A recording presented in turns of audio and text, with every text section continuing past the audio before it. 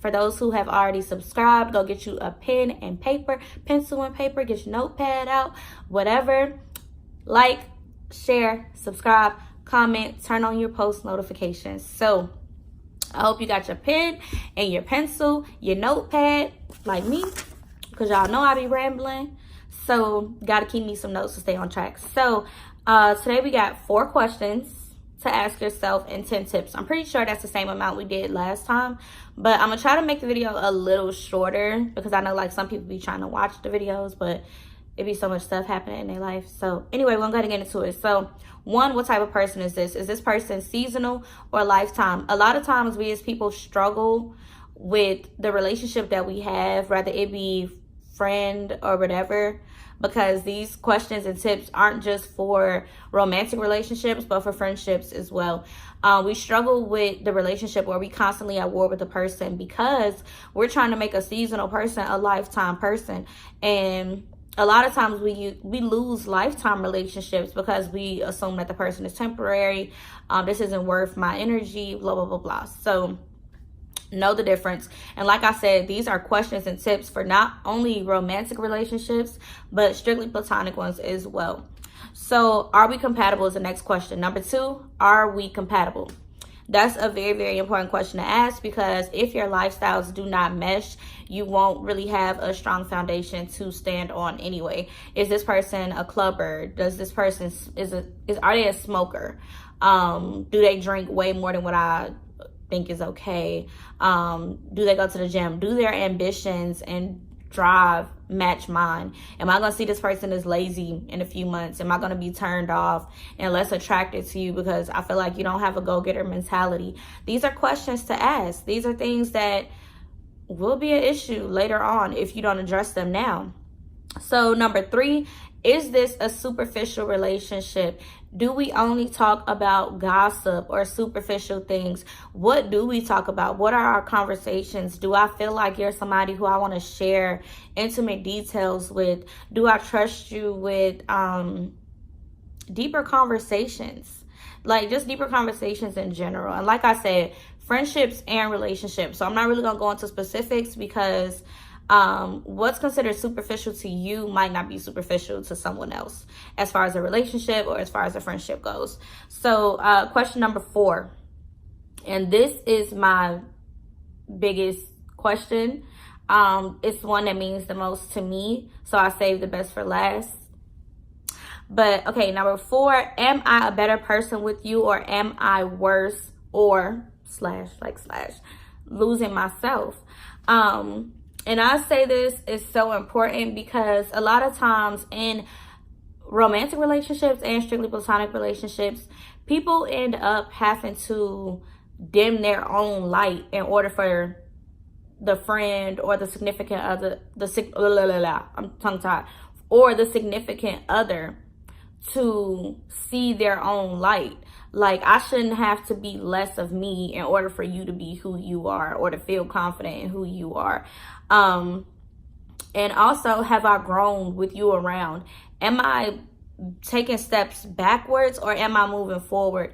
Are you benefiting my life? Like, are you helping me to be the best me that I can be? That's a big thing, because you don't want anybody that's going to draw you back into whatever negative space you were in or make you be less confident in yourself or not be the best you that you could be, basically. Now, getting into the tips, like I said, we have 10 tips.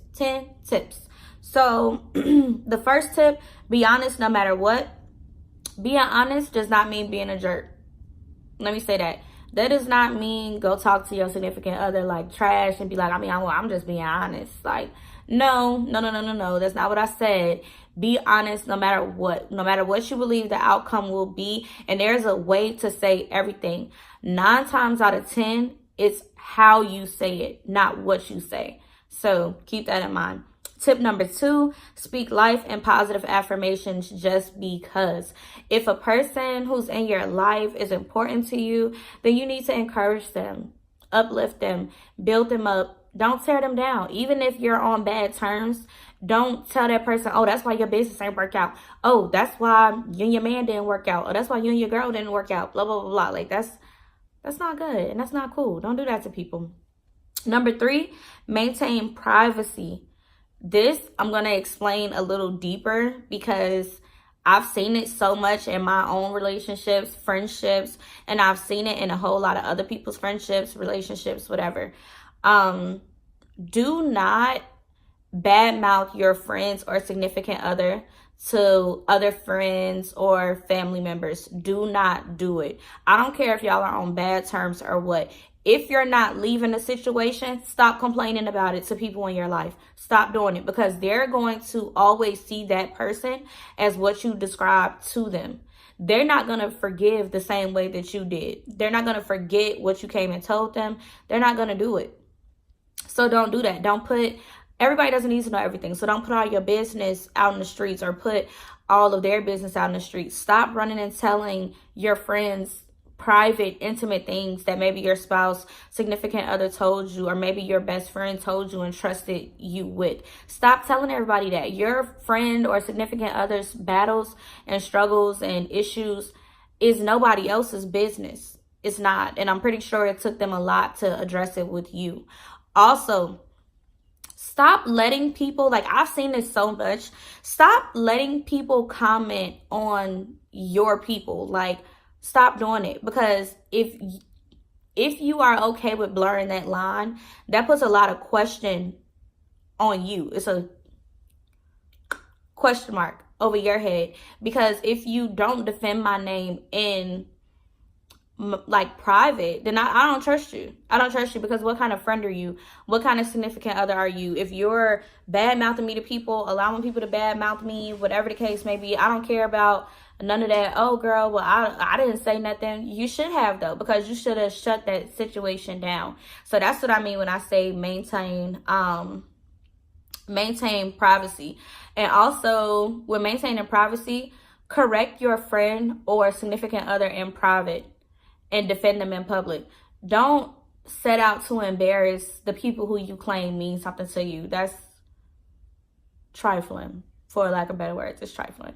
You don't want to be called out amongst a group of people, so don't call them out amongst a group of people. You can correct them in private, like, you know what, I didn't say nothing at the time, but I didn't really like how you did that, blah blah blah blah, from that. So next, number 4, our 4th tip is support goals and dreams. If you have a friend or a significant other that maybe, I don't know, let's say something outlandish, they want to be in the NBA, support them. Or let's say they're like a gamer or something. Do some research, be a part, show that you have some type of interest. If you have a friend who he loves fishing or she loves fishing or whatever the case may be, it's not always about you. Even if you don't like it, go out with them sometimes. Go fishing with them sometimes. Take some type of steps to make sure that you're being a good friend, a good significant other. If you're not a cooker, but like, let's say your wife loves to cook, go in the kitchen with her sometimes. Ask her, hey babe, like, you need help with something, or teach me how to do this. It's bonding time right there. Number 5, check in. Have truth moments. And also do like a status check. It's not always about you or how you feel, so it's good to ask, hey, how are you? How's everything going? And that's more so for friends, because I'm hoping that you're having this conversation with significant others anyway. But as for a relationship, do a status check. Is there anything that you feel like you need more from me? Do you feel like we need to do some things to maybe spice up our relationship? Have truth moments. How I do it, and what I consider a truth moment, is something that may have some type of backlash, or it may hurt the person's feelings or something like that. What's an example? I don't know, but a truth moment, what I will advise with a truth moment is to be compassionate and be understanding of what the person's trying to say. Listen to understand, not to respond. Because a truth moment, you should be able to say whatever you need to say. Say whatever you need to get off your chest. Like a good truth. Okay, here's a good truth moment. If I say, babe, we need to have a truth moment. Okay? So you have to really listen to understand what I'm saying. Don't jump down my throat for what I'm about to say. Try to understand why I'm saying this. So I'm using this topic because I feel like it's something relatable. So if I say, okay, babe, we having a truth moment. babe, I love your mom, or I love your dad, I love your family, whatever. However, I believe that they are too much into our business. Now, the reason why that's a good truth moment is because that's something that is hard to talk about, because most men, you can't say nothing about their mama. Mama's off limits. Spouses, parents, off limits altogether for the most part. Like every relationship I've seen, that's something that people try to shy away from. But that's a truth moment. That's something that now that you've gotten this off your chest, make sure that you elaborate. Make sure that you give examples. Make sure that you make it make sense. So please start implementing truth moments in your relationships. Don't just let things go by the wayside. So number 6, intimacy. Intimacy is a big part. When I say intimacy, like I said, it's for friends and significant others. Intimacy, when you're with the person, be in that moment. Like, don't be on the phone all the time. Because intimacy isn't just touching and all this other stuff. Intimacy is that one-on-one time that we really having deep conversation. If I'm pouring out to you, the last thing I want to do is keep looking up and you're on the phone. Or if I'm trying to spend some time with you and trying to build memories with you, I don't want every picture I snap of us or every memory that I have, we're on the phone, we're glued to our phones, or we're doing 1,000,001 things and not giving this person your undivided attention. So for, what was I about to say? I just really drew a blank. Okay. Yes. So intimacy, practice active listening. Listening to really understand, being engaged with the person, making eye contact. Understand that body language goes a long way. Over 50% of your communication, I can't remember the exact statistics, but over 50% of communication is body language. It's not even what you say, it's your body language. So if a person is talking to you and you sitting there like this, or you got your arms crossed, or whatever the case is, or you're not making no eye contact, you all on the phone, I'm going to assume that you're not listening to me. So I'm not going to talk. Or if I am, I'm not going to talk the same way how I was before. Intimacy is for couples. This is for adults only. Don't go home and tell your mama, Coco said I could be out here doing the butt. No, I did. No, I didn't. Adults only. Intimacy is important. Have conversations about sex. Are you fulfilling this person's needs? Are they fulfilling yours? They're tough conversations, but they're conversations that need to be had, because most, it's like a few most common reasons why relationships don't work out, and even marriages don't work out, and sex is one of them. Or the reason why they cheat is sexual desires and all the other stuff. That's a big part of it. So am I meeting this person's needs? Are they meeting my needs? Am I being fulfilled? Are they being fulfilled?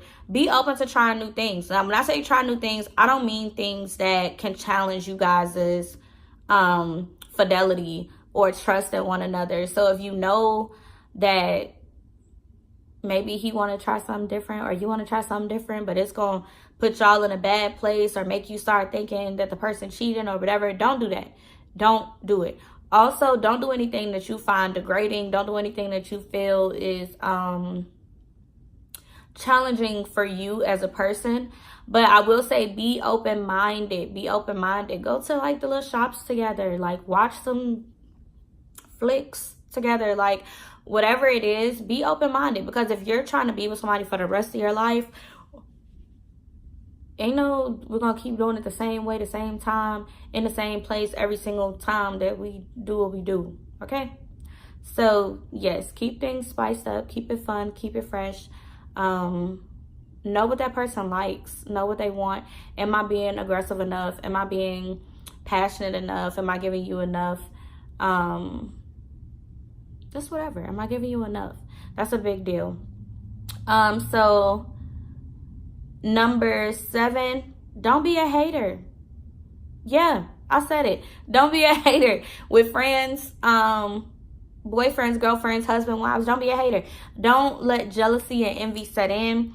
If they are where you want to be, allow them to teach you or to help you get to that place. But don't be a hater. Don't be like throwing shade and all that stuff, or feeling like they're leaving you behind, or, oh, I see you got that job you wanted. Like, no, be genuinely happy for them. ask them for advice on how to get you to that place. Or if, let's say, you and your man's working out together and he done lost 20, 30 pounds, whatever, and now you mad because maybe I didn't go to the gym as much, or maybe I could have went to the gym more if I wasn't dealing with your kids. But like, whatever the case is, allow that person to help get you to that next level.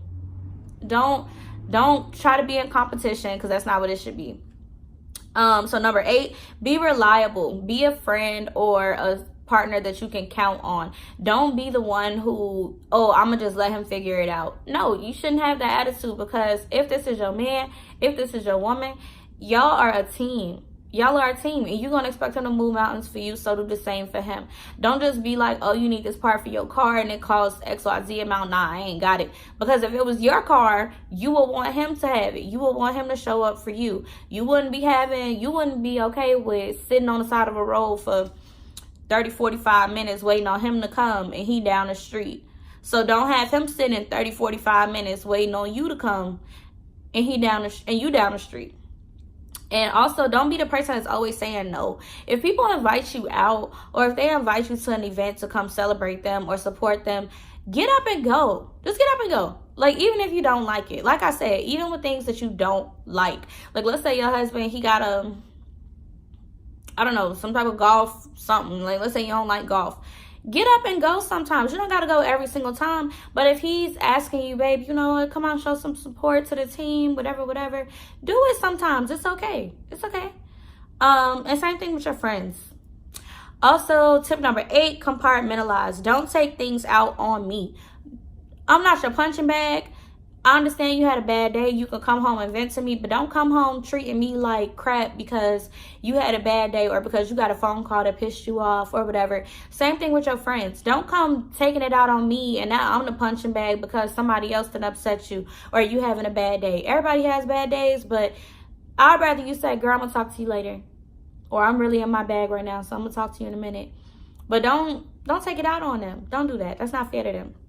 Number 10 is going to require some homework. And the good thing is like they have the book that I'm gonna discuss. They have it on like Amazon for like $8, $9. And it's also, like I said, it's good for friends and for significant others. And it's the book called Love Languages. I'll link it in the description box because I don't have my copy on me to show it to you. But give that person what they need and do it cheerfully. Like they have like 5 different love languages, and I'm only going to list a few because I do want you to do the homework. But they have like acts of service, words of affirmation, affection, things like that. Everybody is different and everybody has different love languages and are made up of different love languages. So whereas like you might have a woman who she feels like a man is a man and is doing great in their relationship as long as he's paying the bills and he's making sure that she has money in her pocket. Whereas another woman, the man can be making half of the money, but he's affectionate with her and he's listening to her and he's spending time with her. So do your research, look into love languages and give the people in your life what it is that they need.